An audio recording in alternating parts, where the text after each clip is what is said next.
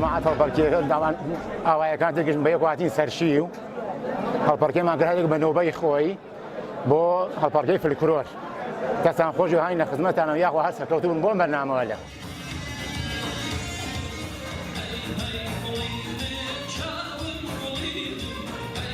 هدردن كاريشا كم رنبونو كذبوني كارو كالتوري كردياتي بوا بداخل وابيني امرو اگر لو دولة غربيانا كليتي كنا هنجار دروس بدات بياني من هذا كان مخريكن ادايكن من يشهر بو امانجو بو هدفوها اتمنى وميان ام كارن دروس كرد كيما من هذا كان من تشوكين برو فرهنگ وفولكلوري كردي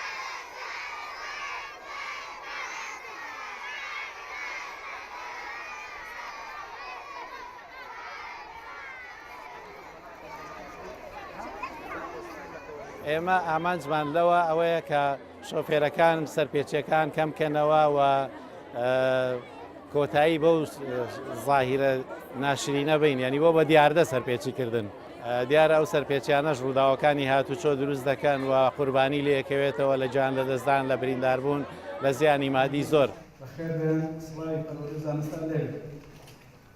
بەناوی دەستەی کارگەرەی قوتابخانە و مامۆستایانی بەڕێژە قوتابیانی خۆشەویستەوە بە جۆرێک گۆڕانکاری فیزیکیەکان دەستەوسانن لە جیاکردنەوەی ئەمڕۆ ئێمە لە قوتابخانەی هەوارە بەرزەی بنەڕەتی چالاکی هۆشیاری هاتوچۆ بەڕێوەچوو و ئێمە وەکو قوتابیانی هەوارە بەرزەی بنەڕەتی داواکان هەموو مامۆستایان لە دایک و باوکان و لە پۆلیسەکانی هاتوچۆکە بمان پارێزن لە کاتی هاتوچۆکردمان بۆ قوتابخانە و هاتنەوەشمان.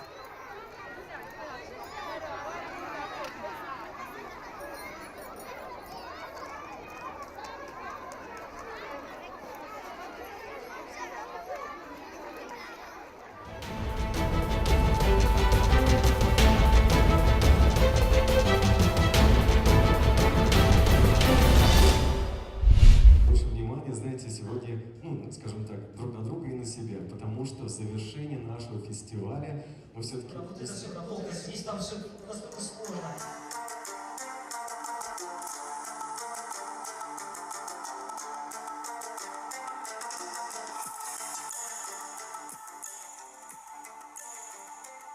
Я приехала из Республики Башкортостан, города Уфы. И вот мне посчастливилось попасть на это мероприятие и встретить тут своих земляков. Мираль. Я уже слышала об этой коллекции в Уфе. И вот тут я услышала, дизайнеры говорят именно, что есть национальный башкирский костюм для никаха. И решила, что я должна его себе, на себе примерить. И вот я в нем.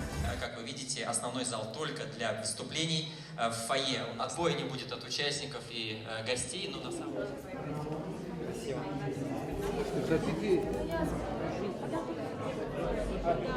Узнал о мероприятии я через группу ВКонтакте, состоял в группе, там рассказали, что это вообще за мероприятие, какая программа будет мероприятия. Мне она показалась довольно-таки интересной, потому что в ближайшее время я со своей девушкой планирую сыграть и провести церемонию никяха. И поэтому я хочу в общих чертах ознакомиться со всем и в дальнейшем уже спланировать мероприятие, узнать о всех подводных камнях, чтобы мне было более интересно все.